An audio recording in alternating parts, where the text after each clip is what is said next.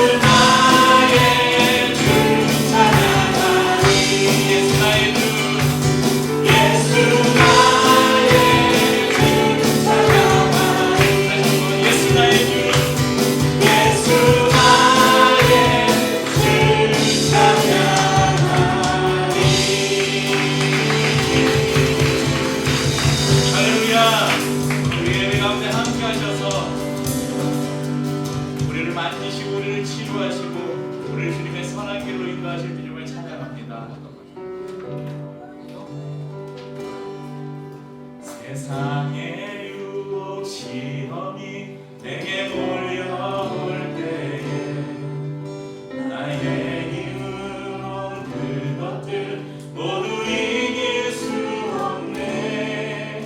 거대한 폭풍 가운데 위축된 나의 영혼 어찌 할 바를 몰라 헤매이고 있을 때 주를 찾아 손을 들고 찾아 전쟁은 나에게 속한 것 아니니 주를 찾아 손을 들고 찾아 전쟁은 하나님께 속한 것이니. 세상의 유혹 시험이 우리에게 몰려들고 거짓과 속임수로 가득 찬 사방에 거짓과 속임수가 가득 차 있고 막 우리를 유혹하는 세상의 유혹이 우리의 사방에 있고 주위를 둘러보면 아무도 없는 것 같은 그때, 이게 사면 초가잖아요. 이때 어떻게 해야 된다고요? 주를 찾아 손을 들고 찾아 전쟁은 나에게 속한 것 아니니 주를 찾아 손을 들고 찾아 전쟁은 하나님께 속한 것이니.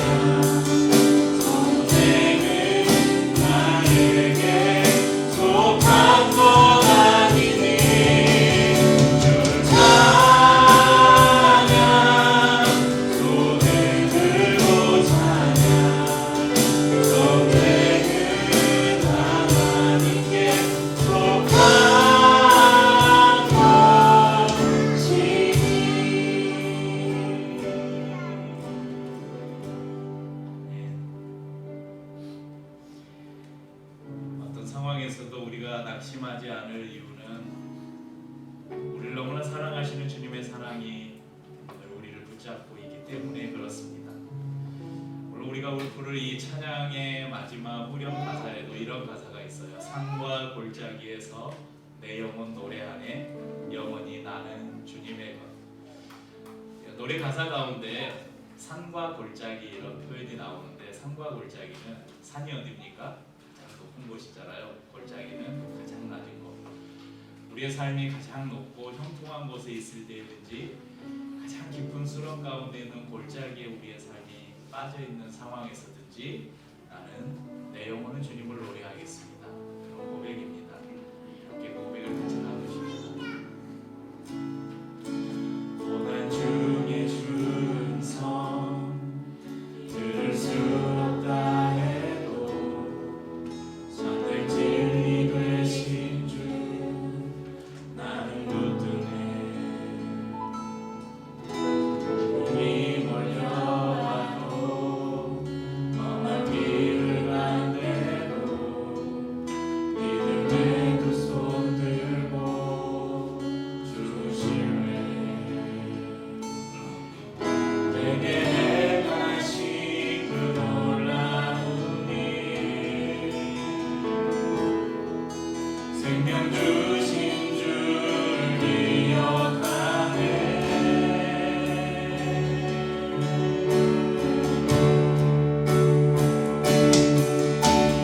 그 사랑이 내려와 날 자유케 하셨네.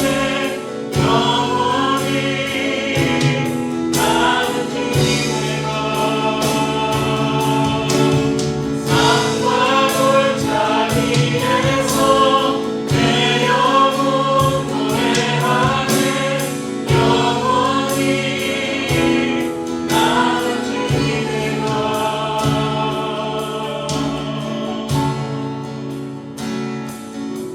주의 약속이 이루어져 소망이 넘칠 때로 그대로운 주 손길 그대로 주를 향한 갈망과 간절한 마음으로 믿음의 두 손 들고 주실래. 내게 행하신 그 놀라운 일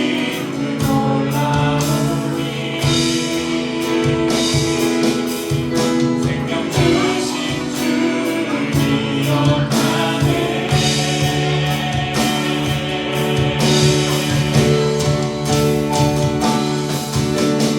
그 사랑이 내려와 날 자유케 하셨네. 영원히 나는 주님의 것. 산과 골짜기에서 내 영혼 노래하네. 영원히 나는 주님의 것. 그 사랑이 내려와 날 자유케 하셨네. 영원히 나는 주님의 것. 산과 골짜기에서 내 영혼 노래하네. 영원히 나는 주님의 것.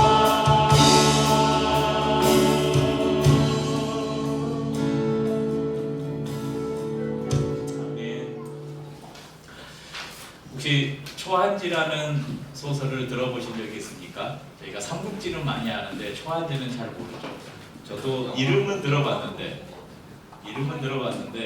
이렇게 만화책도 있고 아마 우리나라에서는 이렇게 검색을 해보니까 우리나라에서는 제일 유명한 게 그 이문열 작가가 쓴 10권짜리 시리즈 세트가 있더라고요. 보니까 중국에서는 이 초한지 유명한 또 인기리에 방영된 드라마도 제작이 되었던 것 같습니다. 이 진나라 말기 초나라의 항우와 한나라의 유방을 중심으로 이 두 나라의 갈등과 대립을 묘사하는 내용이 바로 이 초한지의 내용입니다. 마지막에는 이제 한나라가 승리하는 그런 이야기인데, 초나라의 항우와 한나라의 유방이 싸우다가 결국 한나라의 기세에 눌려서 초나라가 한나라와 강화를 하고 자기 나라로 돌아가던 중에 해아란 곳에서 한나라의 명장 한신에게, 아마 한신은 들어본 적이 있습니다. 한신에게 포위를 당하고 말았습니다. 그런데 어느 날 밤 사방에서 이 포위당한 초나라 군대 그 진영의 사방에서 초나라의 노래가 들려왔습니다.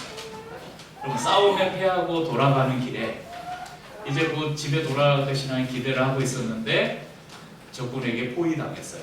야, 이제는 우리 다 여기서 죽었구나 하고 있을 때 자기 나라의 노래가 들려옵니다. 아마 병사들은 이 노래를 듣고 깊은 슬픔에 빠졌을 거예요. 자기 고향 생각이 얼마나 났겠습니까? 그런데 이 노래 소리는 한나라가 초나라 진영을 둘러싸고 포로로 잡았던 초나라 병사들을 시켜서 초나라의 노래를 부르게 했던 것입니다. 그러니까 그래서 이 사람들이 사기를 떨어뜨리고 그 사람들이 이제 전멸시키기 위해서 그런 작전을 쓴 것이죠. 아무도 도와줄 수 없는 형편, 외롭고 곤란한 지경에 빠져 있는 이 초나라의 상황을 빗대서 생겨난 사자성어가 오늘 저희가 나눌 사면초가입니다. 사면초가의 한자 뜻을 보면 넉사, 난면, 초나라초, 노래가 이런 뜻인데, 내면, 사방에서 초나라의 노래가 들린다 이런 뜻입니다. 그래서 동서남북 어디로도 피할 곳이 없는 상황, 절망적인 상황을 우리가 빗대서 사면초가라 이렇게 말합니다. 우리의 인생에도 크고 작은 정도의 차이는 있겠지만 우리가 도무지 앞이 보이지 않는 이런 절망의 상황들을 맞이할 때가 있습니다. 성경에도 절망에 빠졌다가 회복된 여러 믿음의 인물들이 있는데, 그 중에 두 사람을 오늘 대표적으로 두 사람을 말씀드리려고 합니다. 그중 대표적인 인물이 아마 욥이 아닐까. 고난하면 떠오르는 사람, 욥.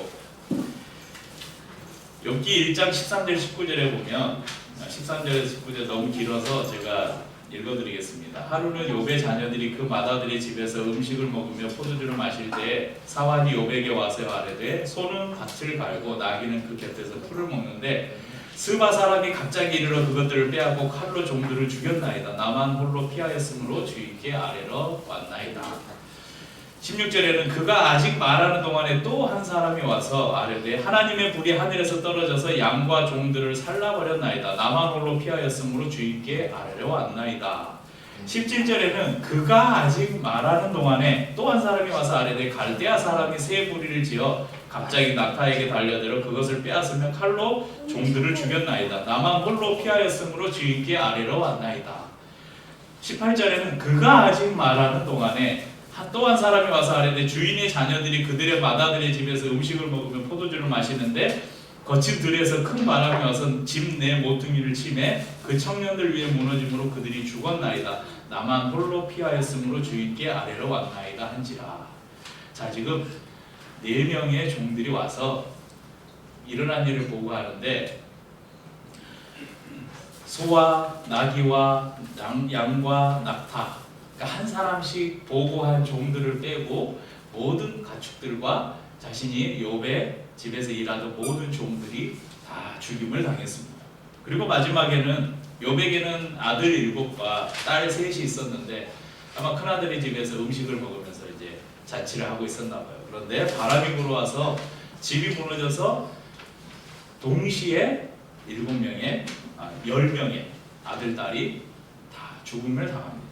그 이야기를 동시에 듣고 있는 거예요. 여기에서 그치지 않습니다. 욥기 2장 7절에서 9절을 보면, 사탄이 여호와 앞에서 물러가서 욥을 쳐서 그의 발바닥에서 정수리까지 종기가 나게 한지라. 욥이 제 가운데 앉아서 질그릇 조각을 가져다가 몸을 긁고 있더니 그의 아내가 그에게 이르되, 당신이 그래도 자기의 온전함을 굳게 지키느냐? 하나님을 욕하고 죽으라. 사탄이 그러죠. 그 재산이나 자녀들 치니까 하나님을 원망하지 않죠. 욥을 직접 치면 하나님을 원망할 것입니다. 해서 종기가 나 온몸에 이제 병이 난 거죠. 그래서 제에 앉아서 처량하게 자신의 그 종기난 부분을 긁고 있는 이 모습을 보고 그의 아내가 그를 저주하며 떠납니다.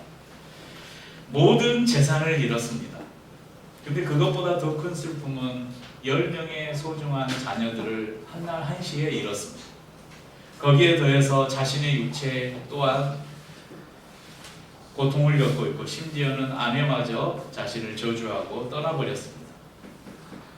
욥은 자신의 이런 상황을 이렇게 말합니다. 욥기 16장 12절에서 13절 말씀.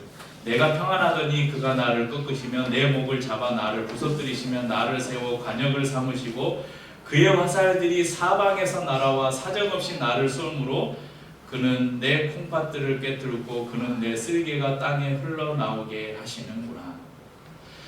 사방에서 흘러나오는 이 초나라의 노래처럼 자신을 향해 사방에서 날아오는 고난의 화살들로 인해서 욥은 쓸개가 땅에 흘러나오는 것 같다. 쓸개가 엄청 쓴 거잖아요. 그러니까 그 자신의 고통을 쓸개가 흘러나오는 것에 비유하고 있어요. 그만큼 자신의 고통이 지금 심하다, 극심하다. 욥은 그의 고난을 통해서 또 이렇게 고백합니다.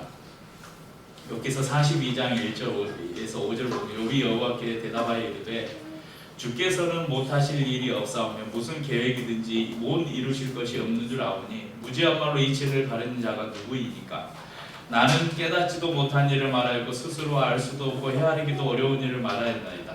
내가 말하겠사오니 주는 들으시고 내가 주께 묻겠사오니 주여 내게 알게 하옵소서. 내가 주께 대하여 귀로 듣기만 하였사오니 이제는 눈으로 주를 배웠나이다. 그리고 욥은 자신의 그 극심한 고통의 상황 속에서 한 빛을 보았습니다. 사방이 막혀있고 마치 사방에서 자신을 꿰뚫은 수많은 화살이 날아오는 그 상황 속에서 그가 할 수 있는 것은 여러분 사방이 다 막혀있어도 한 군데 뚫려 있는 곳이 어디입니까? 하늘이죠. 하늘을 바라보았습니다. 눈을 들어 주를 보았습니다. 자신이 귀로만 듣던 그 하나님을 이 고통의 순간을 통해서 비로소 눈으로 볼 수 있게 되었다고 고백하고 있습니다. 구약의 한 사람의 삶을 더 살펴보겠습니다. 우리가 꿈의 사람 요셉으로 잘 알고 있는 그 요셉입니다. 요셉은 야곱의 이제 팔려 나갈 때는 막내 아들이었죠. 부모의 총애를 받던 아들, 그 아들을 시기한 동생을 시기한 형들이 요셉을 미디안에 팔아버립니다.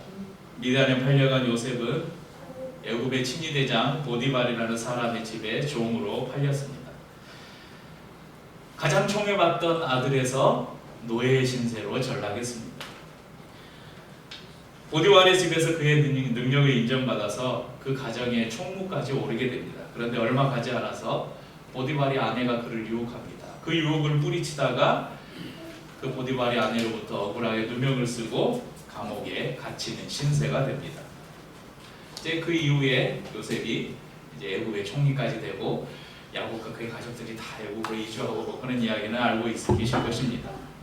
사도행전에 보면 스데반 집사님이 공회 앞에서 자신을 모함하던 자들로부터 자신을 변호하면서 구약의 말씀을 쭉 선포해요. 그때 이 요셉의 이야기를 합니다. 사도행전 7장 9절에서 10절 말씀을 보겠습니다. 여러 조상이 요셉을 여러 조상은 요셉의 형들이에요. 요셉 형들이 요셉을 시기하여 애굽에 팔았더니 하나님이 그와 함께 계셔 그 모든 환난에서 건져내사 애굽왕 바로 앞에서 은총과 지혜를 주심에 바로가 그를 애굽과 자기 온 집의 통치자로 세웠느니라. 요셉이 가족에게 버림받고 노예로 팔려가고 억울하게 누명을 쓰고 옥에 갇히는 신세가 되었지만 그 상황에서도 낙심하지 않을 수 있었던 이유를 스데반 집사님은 뭐라고 설명하냐면 하나님이 그와 함께 계셨다. 하나님이 그 모든 환난에서 건져내셨다. 이렇게 말씀합니다. 하나님이 그와 함께 계셨다. 하나님이 그를 건져내셨다는 것은 이 요셉이 그 하나님을 바라보고 하나님만을 의지했다는 것의 증거입니다. 실제로 보디발의 아내가 그를 유혹하자 나와 동침하자 유혹할 때 내가 사람 앞에 있는 것이 아니라 나는 하나님 앞에 있다.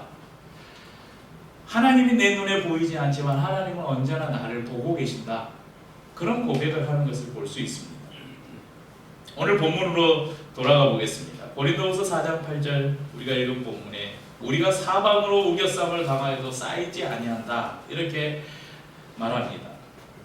한 나라의 군사들에 포위되어서 자신의 조국의 노래를 듣는 이 초나라 병사들에게는 슬픔과 절망밖에 없었습니다. 야, 여기서 우리는 이제 다 죽는구나. 우리가 우리를 넘어뜨리려는 사단의 포위 앞에 절망할 수도 있습니다. 하지만 하나님께서 우리를 향해 말씀하십니다. 너희가 사방으로 우겨쌈을 당하여도 쌓이지 아니할 것이다. 답답한 일을 당해도 낙심하지 않을 것이다. 박해를 받아도 너희를 결코 버리지 않을 것이다. 비록 너희가 잠깐 넘어질 수 있겠지만 절대 망하지 않을 것이다. 그 이유를 7절 말씀에서 질그릇과 보배를 대조해서 이야기해 주고 계시는데요. 질그릇은 흙으로 빚은 그릇을 말합니다. 흙으로 만든 그릇은 별로 가치가 없죠. 쉽게 깨집니다. 질그릇은 인간의 연약함과 육체적인 한계를 비유하는 그런 표현입니다. 반면에 보배는 무엇입니까? 보배의 원어적 의미는 금이나 은, 다이아몬드처럼 정제되어 나온 보석을 말합니다. 바울은 이 보배를 다른 성경 구절에서 주의 영광, 진리, 그리스도의 영광의 복음의 광채 이런 의미로 이 보배를 설명하고 있습니다. 여러분 질그릇은 능력이 없기 때문에 연약하기 때문에 쉽게 깨질 수 있습니다. 그래서 우리 연약한 인간은 쉽게 낙심하고 절망할 수 있습니다. 하지만 그 안에 큰 능력이시며 영광의 광채이신 예수 그리스도를 담고 있다면 그 질그릇은 결코 깨질 수 없다고 말씀하는 것입니다. 시편 34편 6절에서 7절 말씀에는 시편 기자가 이렇게 고백합니다. 이 공고한 자가 부르짖음에 여호와께서 들으시고 그의 모든 환난에서 구원하셨도다. 여호와의 천사가 주를 경외하는 자를 둘러 진치고 그들을 건지시는도다. 그럼 시편 기자가 뭐라고 말합니까? 고난이 사망으로 우리를 둘러쌀 때 누구를 부르라고요? 여호와께 부르짖으라는 것입니다. 그럴 때 여기 보면 7절 표현에 이런 표현, 여호와의 천사가 주를 경외하는 자를 둘러 진친다. 그러니까 우리의 사방에 우리를 공격하는 사단이 우리를 이렇게 둘러싸고 우리를 공격해요. 그때 우리가 하나님께 부르짖으면 하나님께서 당신의 천사들을 보내서 우리를 둘러 진친 그 사단의 그 진을 막고 천사로 우리를 둘러 진쳐 주신다. 이런 표현입니다. 그리고 우리를 건지신다고 말씀합니다. 자금의 한국 사회가 절망을 향해 내달리고 있는 것 같습니다. 예전에도 저희가 같이 기도한 적이 있는데 전세 사기 피해로 한순간에 모든 재산을 날리고 자살을 하는 사람도 있고 절망 가운데 있는 사람들이 아직도 수없이 많습니다. 조금 전에 우리가 공동체 기도에서 함께 기도했는데 의정 갈등으로 인해서 지금 의료 현장이 얼마나 혼란스러운지 모릅니다. 이게 비단 환자들의 문제만 아니에요. 제가 이제 이런 뉴스나 이런 것에서 시사 프로들에서 직접 현장에 이대 목동병원의 응급실 의사를 이렇게 연결하는데 24시간 근무하고 자고 또 24시간 근무하고 응급실에 혼자 있대요. 한 사람이 응급실을 가는데 그래서 자기가 동시에 30분에 심정지 환자 그러니까 바로 처치를 안 하면 바로 죽을 수밖에 없는 환자가 3명이 동시에 왔대요. 30분 사이에. 혼자 그 사람들을 다 처치해서 어떻게 살리긴 했대요. 근데 이렇게까지 내가 언제까지 할 수 있을지 모르겠다. 응급처치를 했는데 이 환자들을 다른 이제 과하고 연계를 시키잖아요. 연계할 의사가 없는 거예요. 그러니까 응급실에서 아무것도 해줄 수 있는 게 없다. 그러니까 안 받는 거예요. 제주도에 한 국회의원이 있는데 현직 국회의원이 아버지가 의사래요. 이제 연세가 있으신 분인데 의사인데 이번에 코로나19 때문에 응급실을 찾다가 뺑뺑이를 돌다가 결국 병원을 못 찾고 돌아가셨대요. 그러니까 지금 우리나라 현직 국회의원. 아버지인데 의사 출신이에요. 그러면 의료계에 아는 분들도 많겠죠. 그런데 병원을 못 찾아서 그냥 돌아가셨다. 이제 조금 전에 저희가 기도했는데 추석 연휴가 되면 여러분 특별히 이번 추석에는 조심하십시오. 먹는 거 조심하시고 꼭꼭 씹어 드시고 꼭 익혀 드시고 아프시면 병원을 못 가요. 응급실을 못 갑니다. 운전하실 때 정말 조심히 운전하시고요. 제가 농담으로 하는 이야기가 아닙니다. 이게 지금 저희들의 현실이에요. 물론 이 뒤에는 정부가 강경하게 이 의료 의사 증언을 밀어붙이고 있고 그 이면에는 또 의료 민영화나 이런 지금 단계적으로 이걸 밟아가려는 그런 계획들이 이렇게 아는 사람들은 아는데 우리가 그것까지는 몰라도 지금의 상황이 결코 지금 안일한 상황이 아니다. 요즘에 보면 자영업자들이 힘들다고 합니다. 저도 힘들어요. 그럼 이제 추석 선물 세트 좀 구입해주세요. 카페 운영이 힘듭니다. 그래도 저는 어떻게 그렇게 뭐 저희 교회에서도 교회 재정에서 이 임대료의 일부를 이렇게 카페 운영에 지원을 하고 또 교습소에서 레슨을 하고 또 뭐 그 외에 크게 지출이 많이 없으니까 꾸역꾸역 여기를 저희가 유지하고는 있는데 제가 항상 앉아서 생각을 해봐요. 만약에 나와 같은 상황이면 내가 목회를 안 하고 그냥 딱 카페만 저와 같은 상황에서 이 카페만 운영하는 사장님이 있다. 야 어떻게 하지? 어떻게 할지? 매달 적자가 수십만 원이 날 텐데 수입이 아니라 자기가 한 푼도 가져가지 못하면서 매달 수입 적자가 수십만 원씩 나는 저와 같은 상황을 똑같이 대입해보고 이걸 어떻게 이루지? 폐업을 못해요. 왜냐하면 원상복구를 해줘야 되거든요.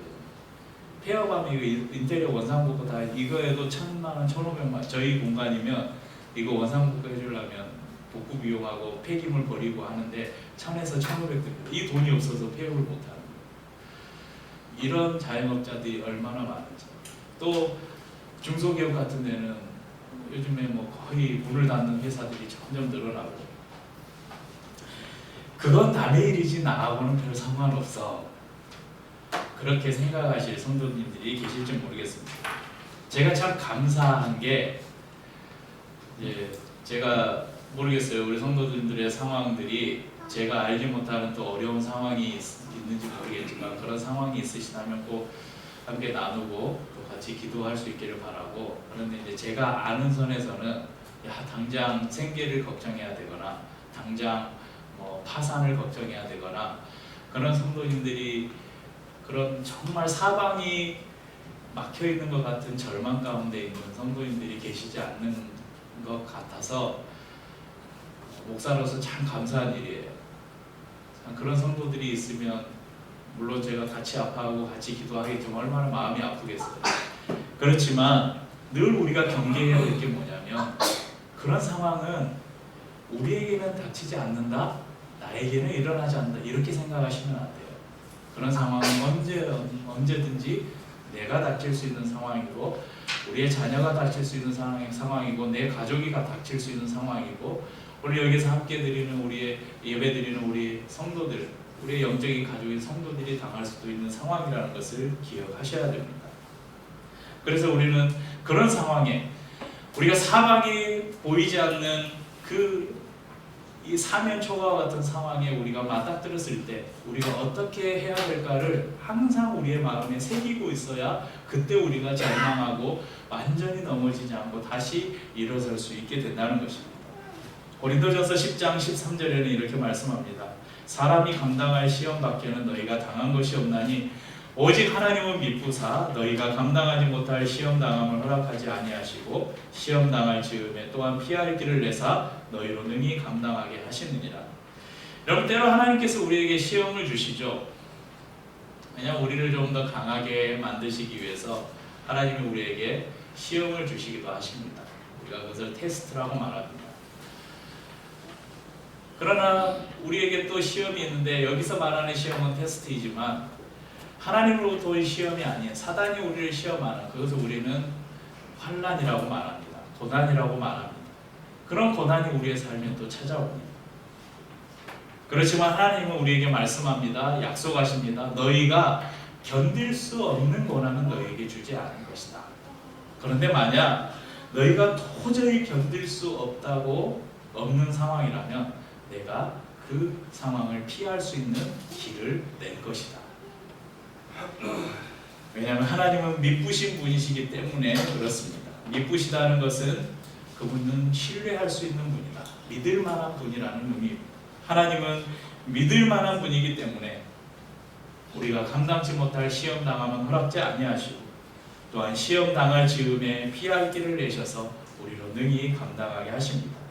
이 말씀은 동일하게 우리의 삶에서 닥치는 수많은 우리의 의지와는 상관없이 우리의 삶에 닥치는 수많은 환난과 어려움 속에서 하나님이 우리를 건지시고 우리를 피하게 하시고 우리를 그 고난에서 능히 이기게 하실 것이라는 약속이기도 합니다.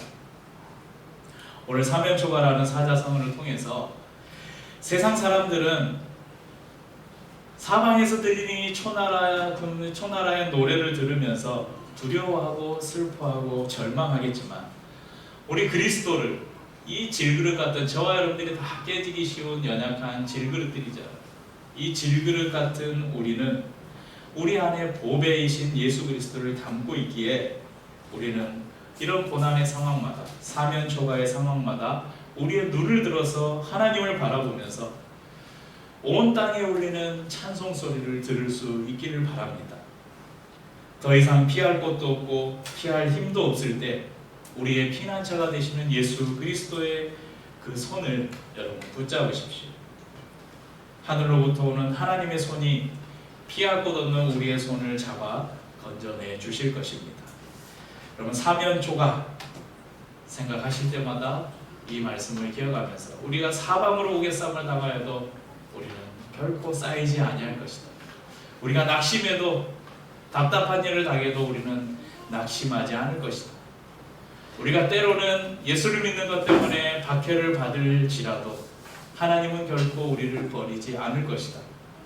비록 우리가 살다가 때로는 잠시 넘어지기도 하지만 우리는 절대 망하지 않을 것이다. 이런 주님의 약속의 말씀을 기억하면서 믿음으로 사시는 성도님들 되시길 축복합니다. 함께 찬양 드리고 성찬을 나누겠습니다. 찬양하고 축도로 오늘